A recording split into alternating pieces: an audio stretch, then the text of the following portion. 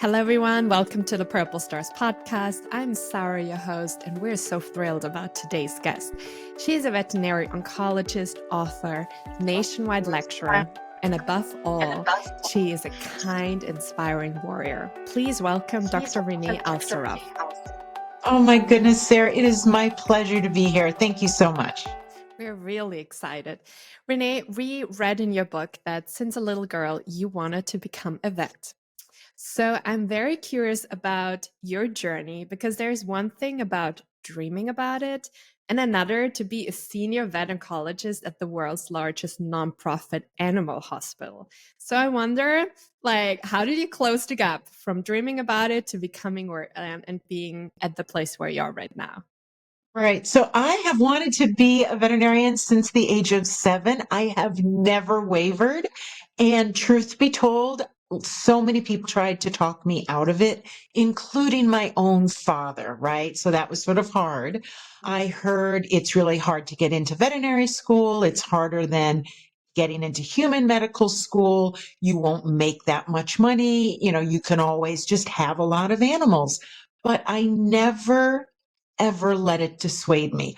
I think for me, being a veterinarian is so much more than a job. It's more than even a profession. It's part of my identity and something that I was called to do. I really, really do. And then I went to Michigan State University where there is a veterinary school. And I do actually recommend that to people who are listening and maybe contemplating going to veterinary school because I was able to work in a special coagulation lab within the university. And I was able to work just as an undergrad student in the vet school. So they got to know me. I got to know the program. I was fortunate to go there for veterinary school. And one summer between sophomore and junior year, I did an externship, so a summer job in New York City at the Animal Medical Center where I am today. And this is, an 8-story building. We see over 60,000 cases a year. As you have said, largest nonprofit animal hospital in the world. It changed the trajectory of my career and my life. They had all of these specialties for animals, and I immediately was drawn and fell in love with oncology or the study of cancer, as crazy as that sounds. When I was at when I was at Michigan State University, I got involved in a lot of things. I actually created the Michigan State's Pet Loss Support Group for, patients and their families. But it's been great. Had I to do it all over again, I absolutely would. Your story is giving me goosebumps. I Uh, absolutely no, it's just I think it's so beautiful. And we also had another guest on the show who was telling about her story. And I love stories where we can see what is meant for us won't miss us. And that yes, we're so always at the true. right time, at the right place, and life has our back, and it's always like 10 steps ahead planning. So whenever you do an externship, it is planning for you to one day, like something bigger. So I love when we walk through doors that actually they turn into gates, and Yes. that we as long as we follow our heart and our calling and our identity, the way you call it, even if we have some naysayers or doubts, even from people that are close to us, because I know that's really hard. So I love that. And you also talked about your pet loss group. So I think it was 30 years ago, as far as I remember. Uh, uh, We I'm did our showing my research. age. Right. No, Yes. you're very young. But it's very forward thinking for back then. Especially, I can imagine people back then were not acknowledging enough the importance of also grieving pets. It's much better now, but I can imagine back then, wow, like people just couldn't understand. I'm wondering what challenges had did you face when starting that initiative? So you are spot on, Sarah, right? Because it wasn't even socially acceptable to talk about the loss of your dog. Heaven forbid grieving your dog. They were seen, and it's maybe a horrible analogy, but I always likened it to more like, well, yeah, I have an old boat. I'm just going to go get a new one. Just go get a new dog, right? And yet we know that these living, breathing, loving creatures are not just replaceable as a thing, but that they're part of our family. And the reason that I started it is because when I was a senior veterinary student, I was always following around the senior clinician, and perhaps he or she would give sad news, and it might be about kidney disease or, heaven forbid, the dog was hit by a car.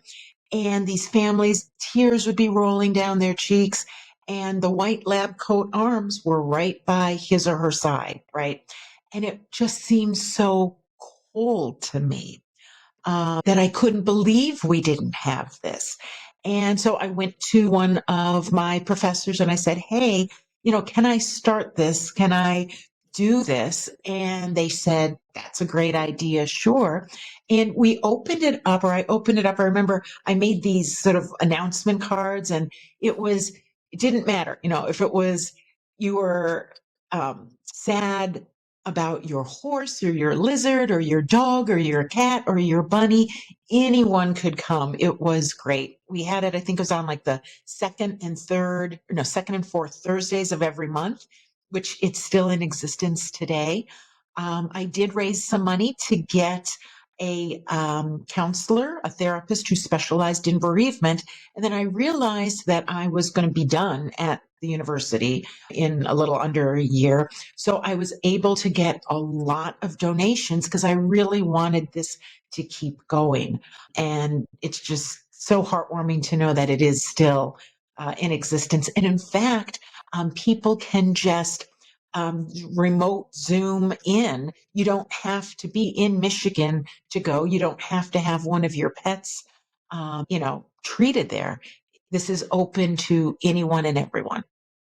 I love that. We'll also later on put in our show notes the link so people can, get more information about it. And I found it very interesting. I did like a lot of research on grief in the United States, and it was so interesting. There were so many books about pet loss. And Oh, I yes. really love that because so I'm Austrian, so I'm from Europe, and grief, I would say we're a little behind when it comes to a few things. And especially when it comes to grief, we are probably not yet as open as in the US. And then seeing it's not just people writing about it and talking about it, but also including the pets, it was so heartwarming for me. And I loved then even more Yes. when I read in your book that you're not just talking about life lessons, but also giving support to people once the life, the physical life at least of their loved companion has ended. This actually leads me to your book. You wrote an amazing book. It's called Oh, Sit, Stay, Heal. And I want to actually tell you the story how I got your book. So I was walking on okay. Manhattan Beach and I really wanted a new book. And I found this independent bookstore very nice. Like the ones that still do handwritten cards and say why they love a Uh, book. So I walked yes. in, and as a coach, I'm usually reading a lot of like resilience books, stress management, and like leadership. But I told the store owner, I said, I want to read something else like that is heartwarming, that doesn't make me too much cry.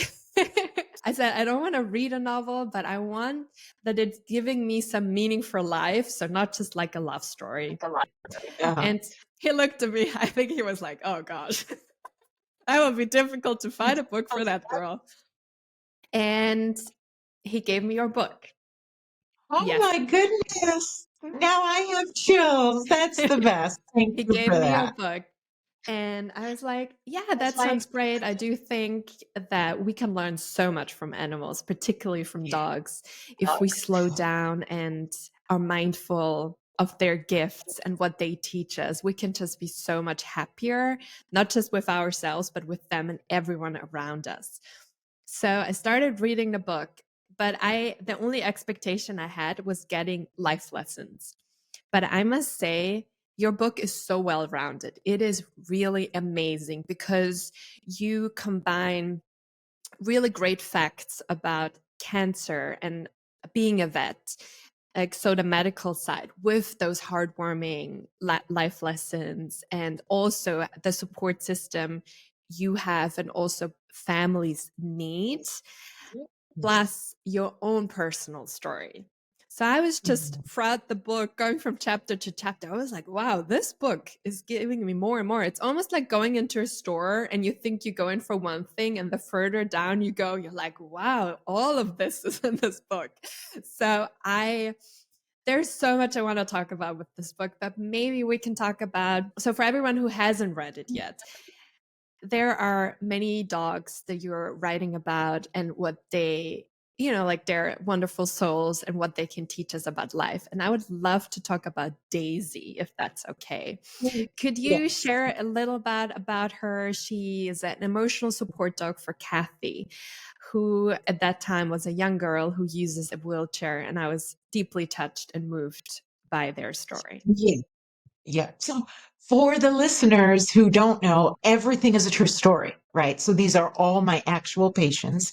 And Daisy, it was a 10-year-old overweight Cocker Spaniel who comes in dressed as Elsa from Frozen in her sort of blue, princessy, icy dress.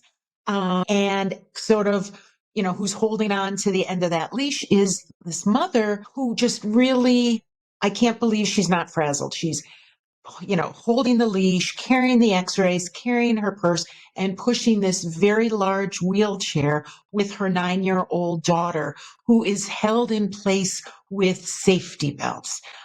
Kathy was actually adopted when she was quite young from Indonesia, and has a tremendous amount of special needs. She cannot speak. She cannot eat by mouth. She's fed with a feeding tube in her stomach. She really cannot use her hands or her arms or her legs, hence the safety belts in the wheelchair.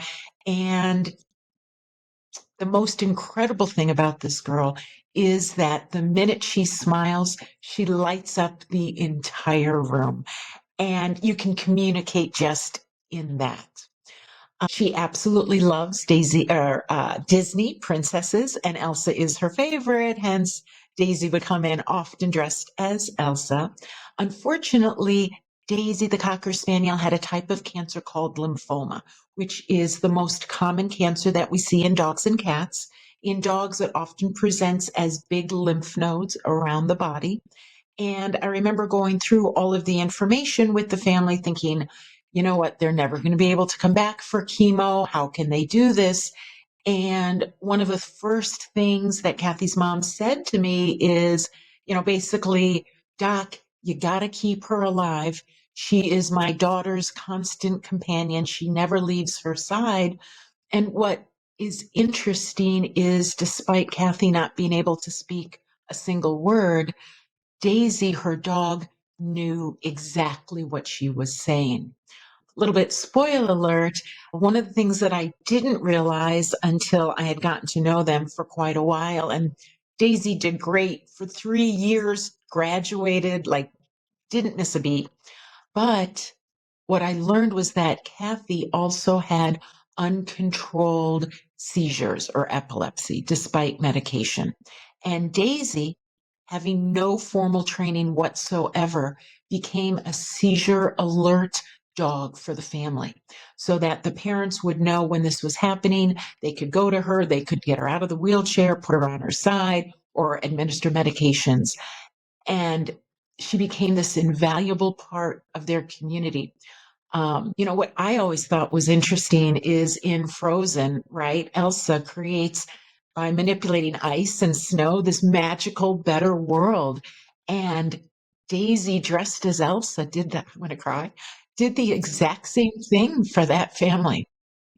That's so beautiful.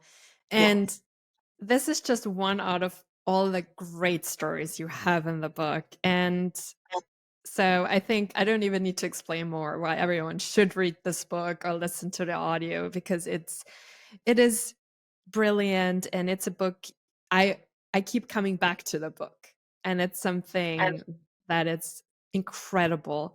I wonder, when you started writing the book, and Mhm. also now looking back, what part of you has healed through writing the book and talking Oh, about it? And all the right. promotion journey and like getting probably Yes. messages from readers. Like, what part in you has Yes. healed? Oh, all right. So I have to tell you, I have done like 135 either TV things or interviews. Nobody has asked me that question. That's a great question. I think as I was writing it, and I'm totally type A, which is a good thing and a bad thing, I loved it, right? It was my passion. I would work diligently, and I had a word count number that I strove to reach every single day. And sometimes I didn't make it, and sometimes I did much better than that. So I averaged out to about my number. But it was exhausting. I felt like I had run a marathon every single day, even though my rear end didn't leave the seat that I was sitting on, because it was such an emotional journey. Mm, It wasn't hard in the sense of length of time to write. And I really think it's because it is true, right? And so I do have this great memory, which is also a blessing and a curse. And I was able to just remember, and I could hear the inflections and how the different parents would speak. But I didn't expect a few things. At the time, I had actually left my job and I had a non compete. And I realized that the thing that I love most about my job is not just getting to work with animals, because there's so many things we can all do with animals, and that I do, do other things. But I loved being able to sit next to those families and to understand sort of the whys as to why they're choosing to treat, and to make their lives better by making their pet better. That just fills me right back up because it's a hard topic.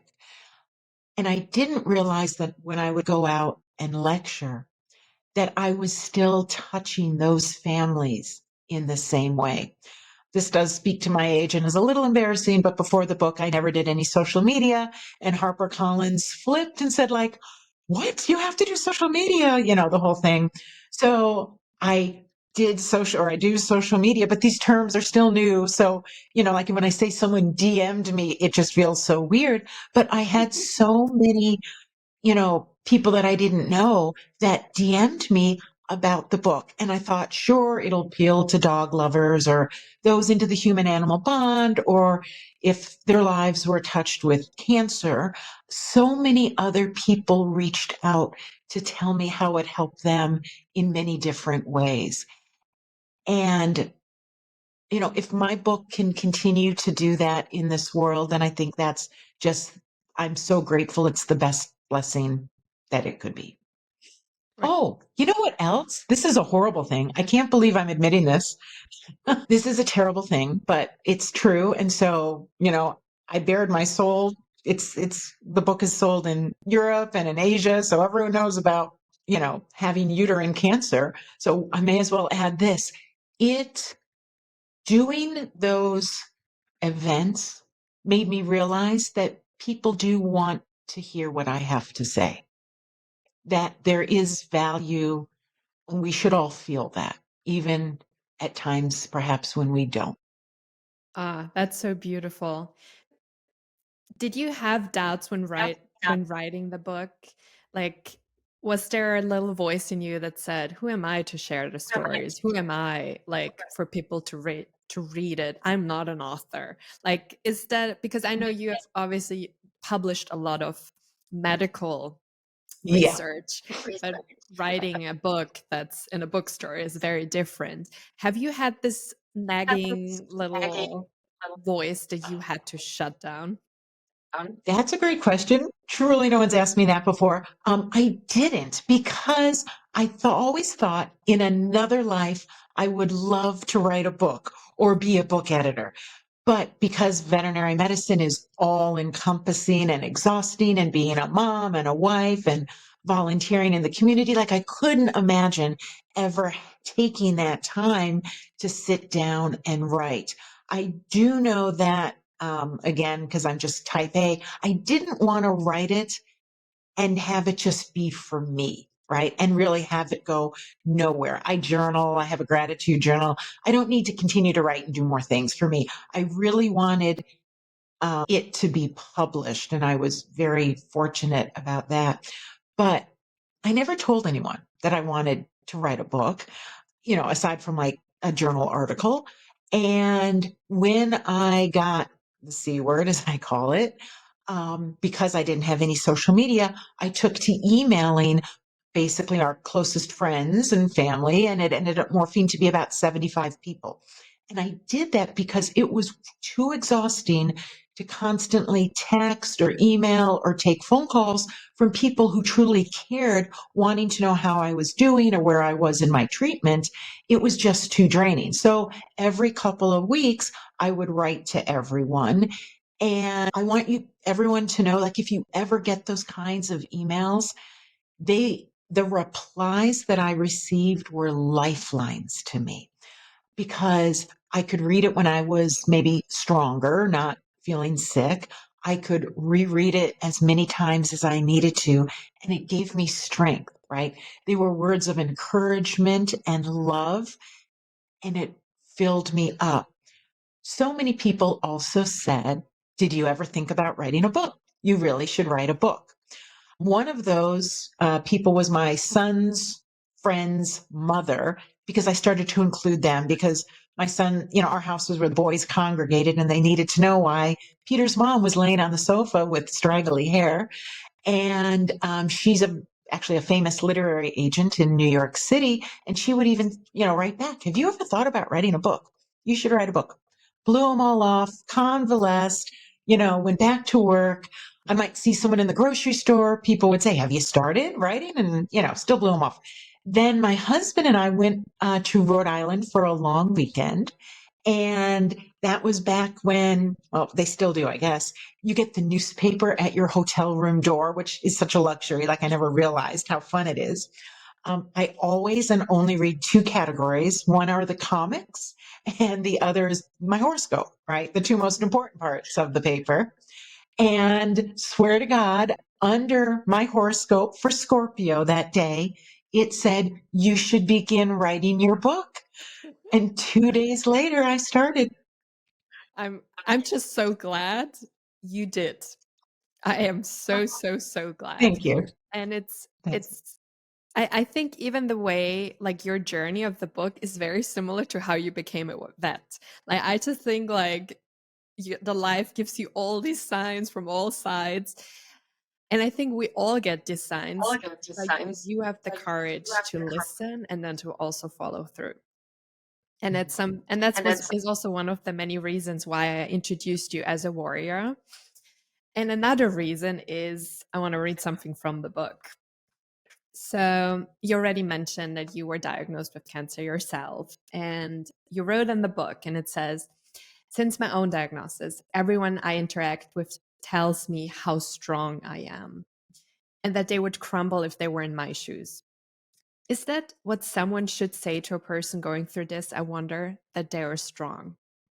And when I say I think you're a warrior, for me, the first thing that comes to mind actually isn't strength in the kind of what most people think about, like, oh, she managed to take care of everything and like still keep it together. For me, it's more, and a little spoiler alert, you wrote how you accepted the help of others.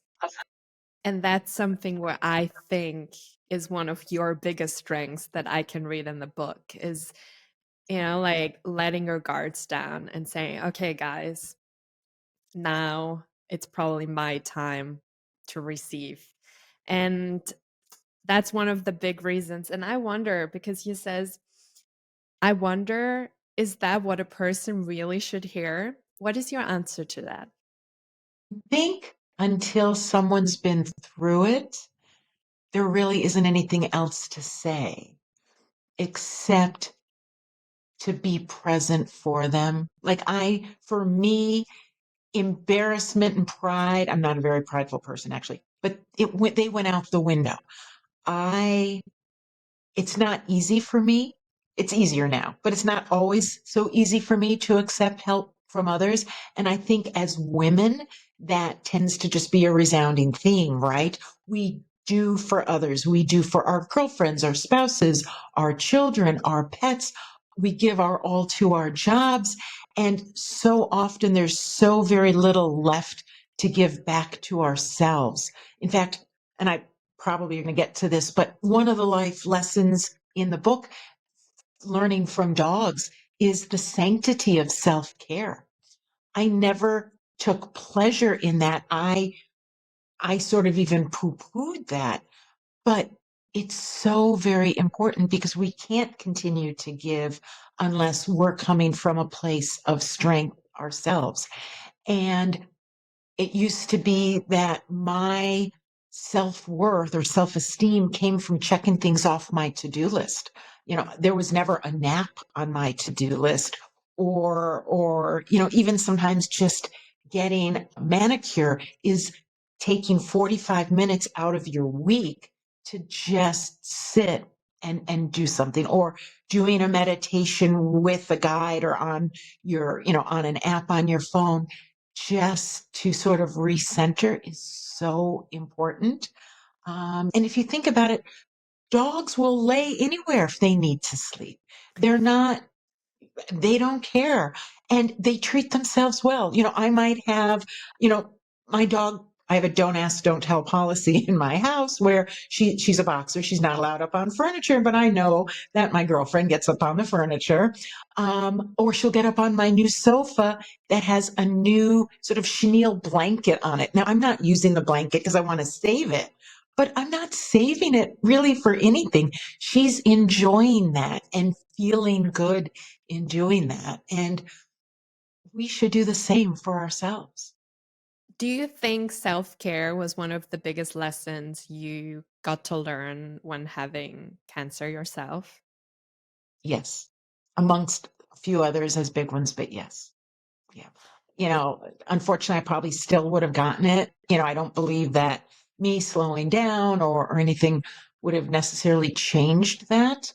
But I certainly didn't listen to my body when it was telling me it was tired, or even, when you're sick, and this is pre-COVID, of course, you go into work, it doesn't really matter. Yeah. What helps you now? Because I know if you're a to-do, like you're like, I get everything done, you're super quick. It's hard to miss that. And this is in your DNA. So now in 2024, what helps you when you have this to-do list person knocking on your door again? What helps you to be like, okay, I gotta listen to my body. Today my body is more tired than usual. Let's slow down. What are a few things that help you doing that?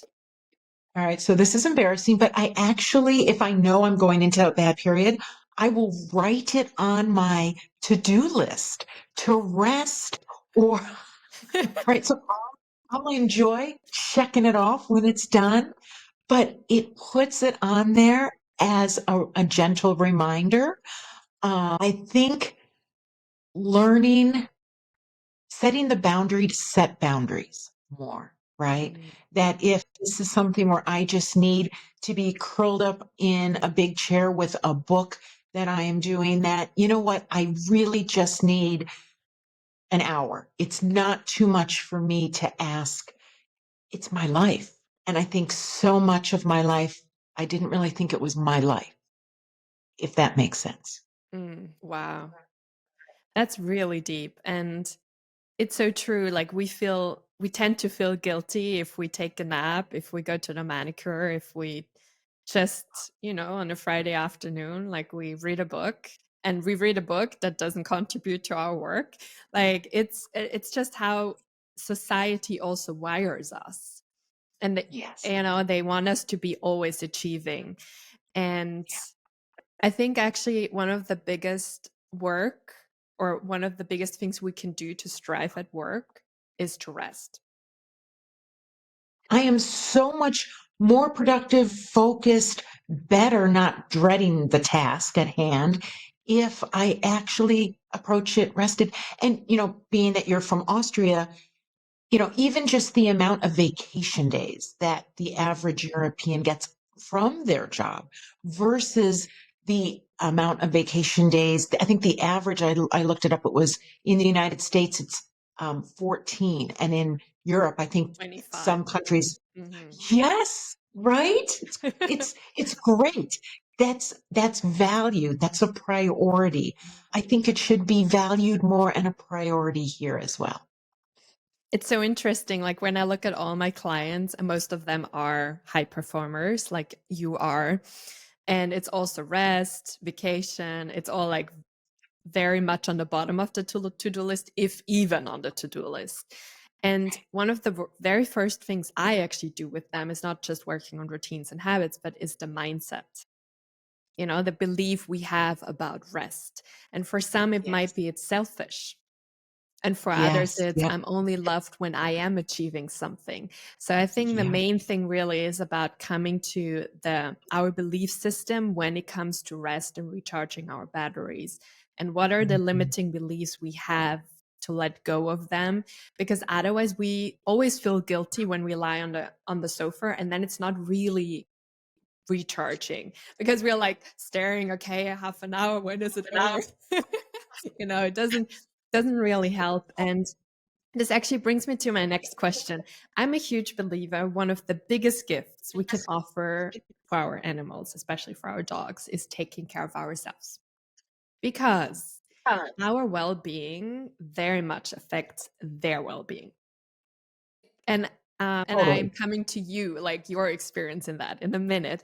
But I've seen so many of my clients when they have problems with their digestive system, the dog has something similar. When they're stressed, the dog is stressed. Like it's on emotional, mental, and physical level how they're mirroring them. And I read about Yeah. this study from a Swedish university where researchers have found that the dog stress levels were greatly influenced by their owners. So they looked at the hair concentration of the stress hormone, like cortisol, in both the dogs and the owners, and they checked them twice a year. So once in winter and once in summer. And the cortisol levels were synchronized with the owners. Wow. Isn't this like insane? I was like, it totally makes Yes. sense, but that it even can be Absolutely. measured. I was like, I Right. love the study. So I Yes. wonder, how do you see as a vet, like when it comes to mirroring and how our stress really impacts the health and the mental and emotional well-being of animals? It totally does. And like for dogs with separation anxiety, right now, certainly not all dogs with separation anxiety, but there are so many dogs that I will see that are so anxious, and their pet parent is the exact same way. And I think they just pick on that, up on that frenetic energy because they mirror so much for us. Going back to Daisy the Cocker Spaniel, I did leave out that she herself had epilepsy as well. So Mhm. she had seizures. Thankfully, hers were well controlled. But I believe as part of that cortisol study and everything, which is fascinating, that dogs possess this sixth sense to see us, and to see one another better than we can see each other, but also better than we can sometimes see ourselves. And they know more things, I think, about us than we would admit, or maybe don't even realize about ourselves. So they do pick up on all of that. Yeah. Yeah, it's it, And then it's the really benefits, incredible. it is. And then the benefits go the other way, right? People who live with animals, how much healthier they are, and all these different parameters, cholesterol and blood pressure, go down, and your dopamine levels and, oxytocin levels go up. It's just incredible. And Renee, you currently have a dog, right? A boxer? I do. Yes. Yes. Yeah. Could you tell us a little bit about your dog? Oh my goodness. So she has brought such joy. We had lost our previous boxer, and you know, I'm someone who tends to need to mourn and grieve for a while, but after a certain amount of months and everything, we were really in the market. And of course, it was during COVID. And, there wasn't a shelter around that had another boxer. I love boxers. I've had 5 of them in my life. They just fit really, really well with me. Unfortunately, they are one of the number one breeds that get cancer. It is genetic in since the 50s, but they are just great. And I ended up finding this 4.5-year-old female. I had never had a female. I had had 5 males before, and she had had 2 litters of puppies. So her mammary glands or her teats were hanging down. And what I never knew, I've been a veterinarian for decades. I never realized that people don't want to adopt female dogs that have had puppies because they have sort of those hanging down teats and they don't like it, or they'll get them removed. And I'm thinking, oh my God, that's horrible, right? And so, as a boxer, she's a little wrinkly and drools a little bit and has a little gray around her muzzle, and was just spayed. And I felt like this is my little soulmate right now. We're 2 women a little bit older, and hopefully I'm not drooling just yet. But I had the similar surgery, and she truly has brought and continues to bring such joy to all of our lives. It's been great. Oh, She's made my life better. such a beautiful story. What's your dog's name? Dusty, Dusty. short for Stardust. My son loves, space and cosmology and all that. Oh, I love that. And Yeah, isn't it incredible how, like, I always believe dogs find us. totally. Yes, I agree. So it kind of leads us to a little bit of a sad thing. People say, "Oh my gosh, isn't it so hard being a veterinarian and having to euthanize?" And I think the hardest thing is to go through it with your own animal. As a veterinarian, I get teary and cry sometimes every single week. But to not only go through it yourself, but then to do it with your own child is really, really hard, right? Because as a parent, you want to be the mama bear or papa bear and protect them. And yet they need to feel these feelings in order to heal, in order to grow and mature. And when I was going through that with our previous dog and my son, I told him, and I firmly believe this, that we all want our dogs or cats to live so much longer than their natural lifespans. But their natural lifespans are so much shorter than ours.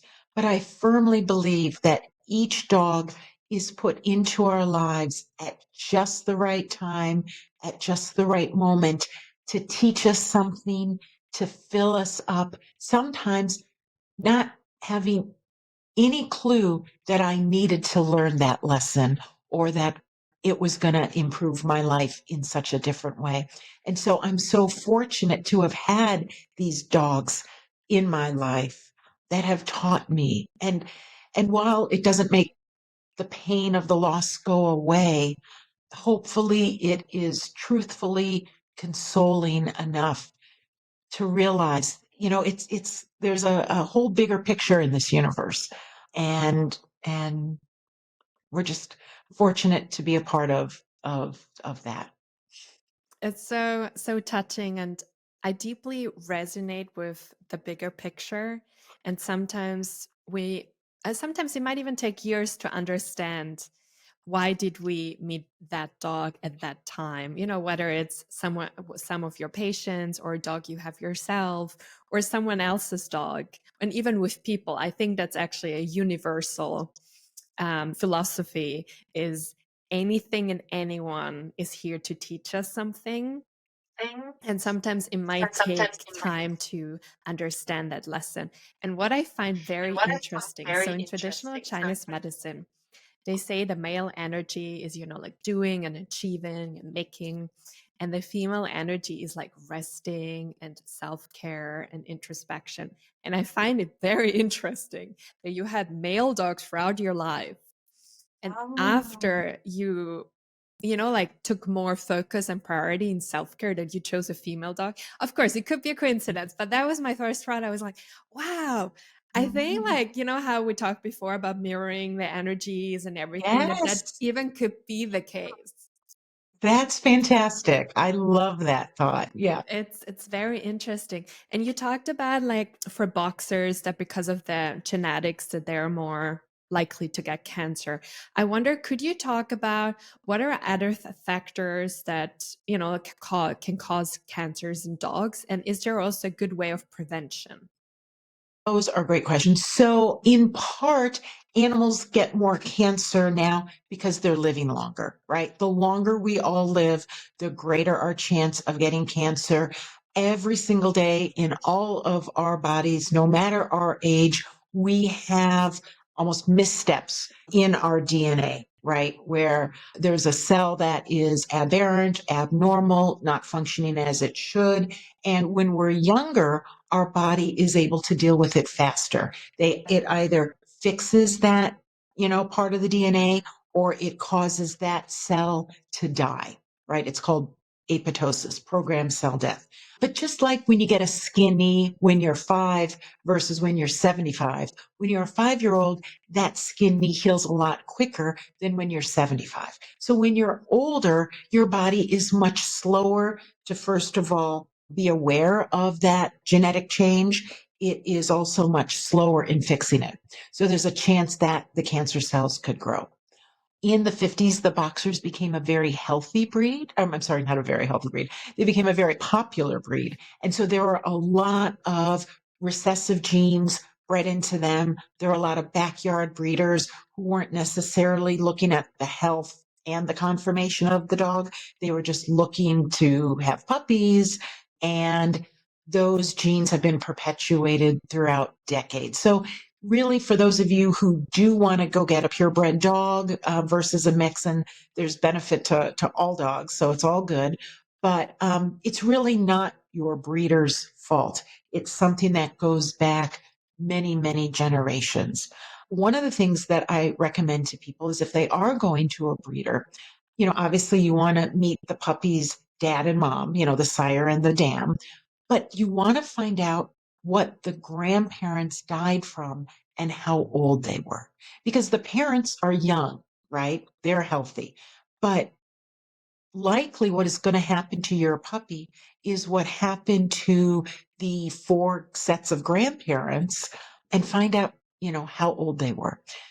In terms of other things to look for, early detection is always the best, just like it is for us. So if you notice something new, if you notice a new lump or bump, take it to your veterinarian. They can aspirate it, which is putting a needle in, taking out some cells, sending that off to the laboratory. Because lots of times, if it's benign or a fatty cyst or lipoma, there's no need to remove it in general. But if it's not, you want to get it when it's little, not when it's really big.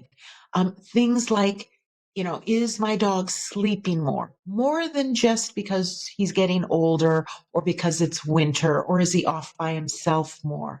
Do I notice that he has some exercise intolerance? He used to always chase the ball and now he's not doing it. Is he or she drinking more water than normal, or having to go outside more frequently to go to the bathroom? A lot of times it's hard for us when we're living with someone to notice if they've gained or lost weight.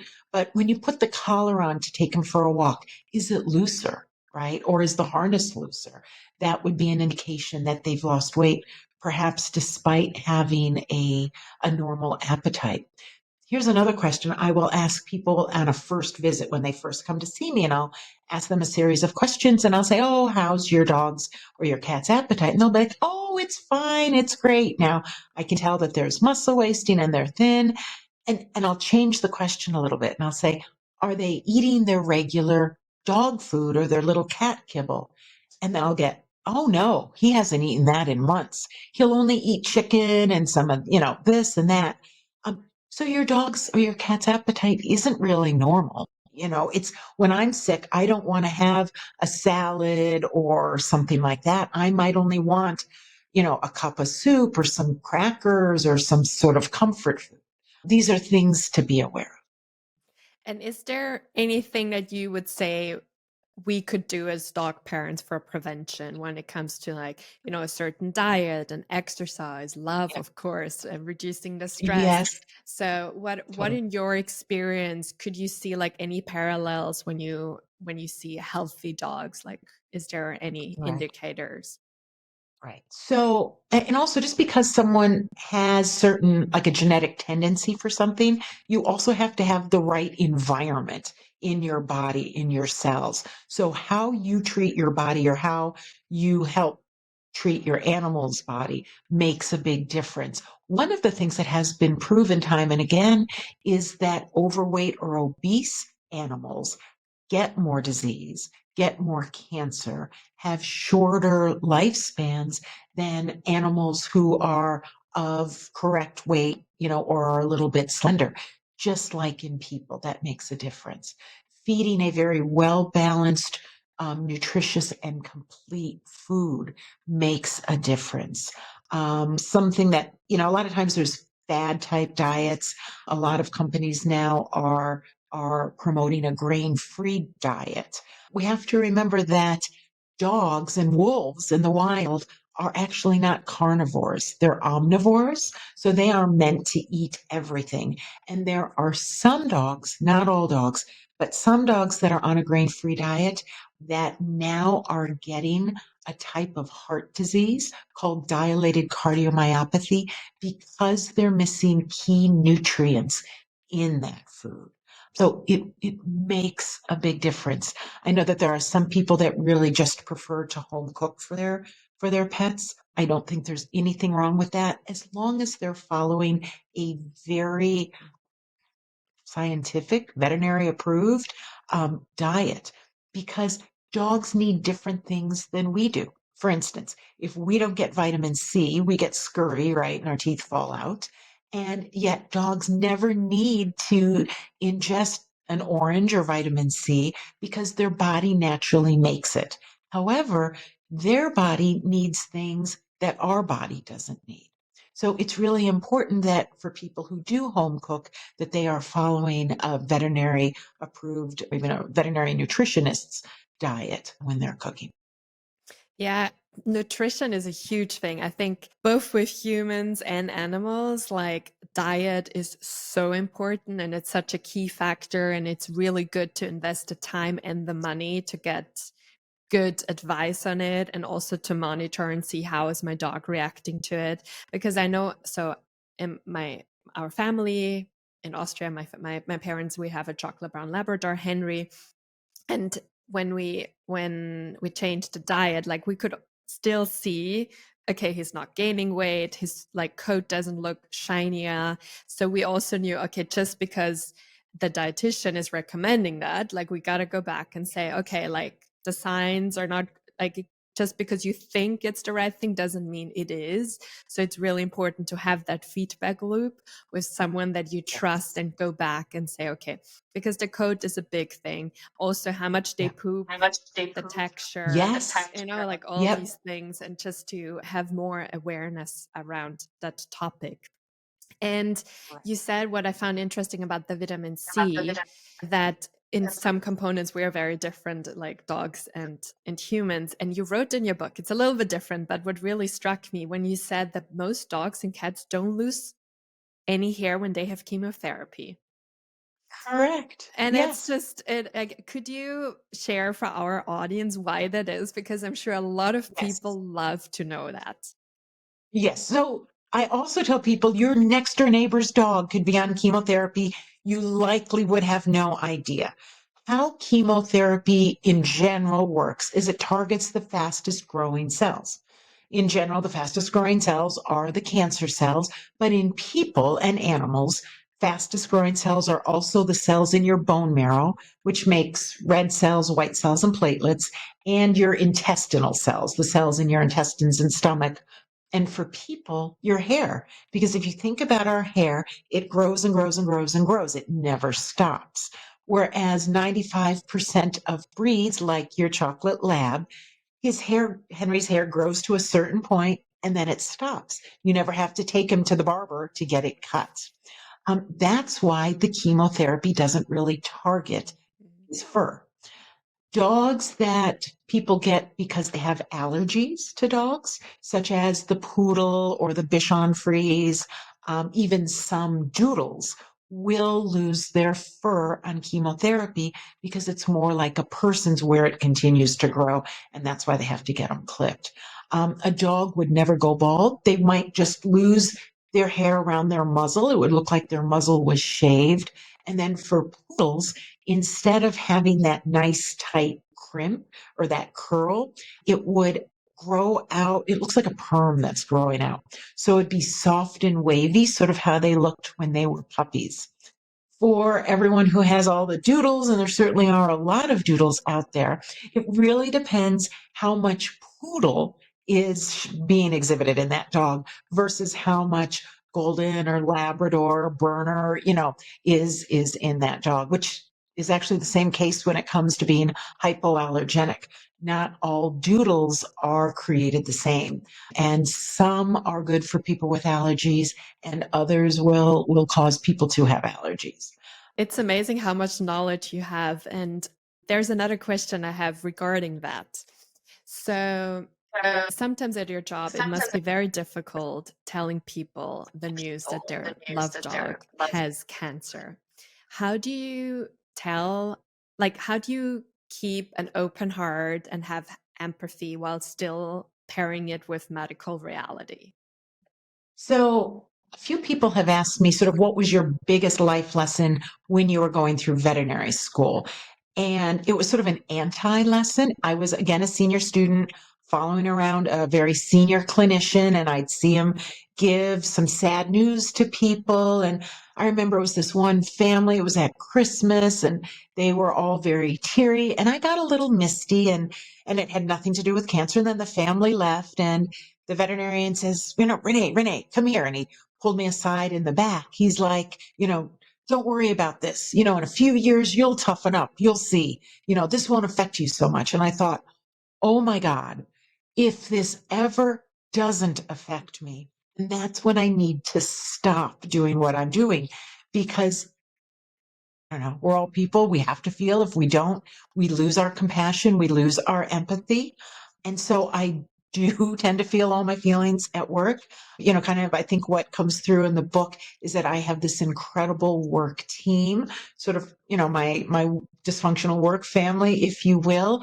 And I don't know if you know this, but there is a very high suicide rate in the veterinary profession. I Oh, probably wow. know maybe 5 or 6 veterinarians that have died by suicide. It's very stressful. And, certainly doing cancer is not easy and it's not easy for the team. But I think it's so important. First of all, at least society now is recognizing this.